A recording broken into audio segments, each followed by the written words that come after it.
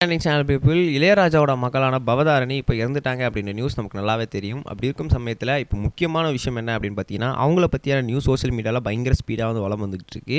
அதில் இப்போ முக்கியமான அந்த நியூஸ் என்ன அப்படின்னு பார்த்தீங்கன்னா, இரும்பு பெட்டி ரீதியான ஒரு பெட்டியை வந்து அவங்க வச்சுருந்துருக்காங்க. அதில் வந்து இருக்க விஷயத்தெல்லாம் பார்த்து அவங்க ஃபேமிலி மெம்பர்ஸ் ரொம்பவே ஷாக் ஆகிட்டாங்க, ரொம்ப மெல்ட்டாகி அழுதுட்டு இருக்காங்க அப்படின்ற மாதிரியும் சொல்லிட்டு இருந்திருக்காங்க. அது என்ன ஏது அப்படின்றத அந்த வீடியோ ரொம்பவே தெளிவாக எக்ஸ்பிளைன் பண்ணி போகிறேன். நான் பேச கேட்க ரெடியாக இருப்பீங்க நம்புறேன். வாங்க ட்ரால் பண்ணிக்கலாம்.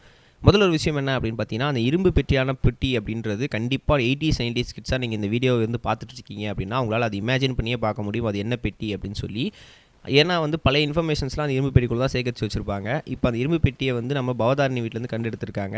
அந்த இரும்பு பெட்டியில் அப்படி என்னதாப்பா இருக்குது அப்படின்னு கேட்டிங்கன்னா, அவங்களோட பழைய கேசட்ஸ், அதாவது அவங்க அப்பா கச்சேரிலாம் போயிருப்பார் இல்லையா, அந்த கச்சேரிகளுக்கு இருக்கிற பழைய கேசட்ஸ்லாம் வந்து சேவ் பண்ணி வச்சுருக்காங்களாம். அவங்க அப்பா முதல்ல வாசித்த கச்சேரி, அது மட்டும் இல்லாமல் வீட்டில் எல்லாமே ஃபேமிலி சாங்லாம் பாடி அதை வந்து ரெக்கார்ட் பண்ணிப்பாங்களாம் கேசட்டில். ஸோ அந்த கேசட்லாம் இருக்காம், எப்போயே வேணாலும் வந்து அது வந்து அழிஞ்சு போகலாம் அப்படின்றதுனால அதை பத்திரப்படுத்தி ஒரு அழகாக வந்து ஒரு இரும்பு பெட்டியில் அவங்க வந்து அடைச்சி வச்சுருக்காங்களாம். அது மட்டும் இல்லாமல் ஃபேமிலி ஃபோட்டோஸ் அவங்க எல்லாருமே எடுத்துக்கிட்ட பிளாக் அண்ட் ஒயிட்டில் இருக்கிற ஃபேமிலி ஃபோட்டோஸ், அது மட்டும் இல்லாமல் பவதாரணி பிறந்தப்போ அவங்க அப்பா எடுத்த ஃபோட்டோஸ்னு சொல்லி நிறைய ஃபோட்டோஸ்லாம் எடுத்து வச்சுருக்காங்களாம்.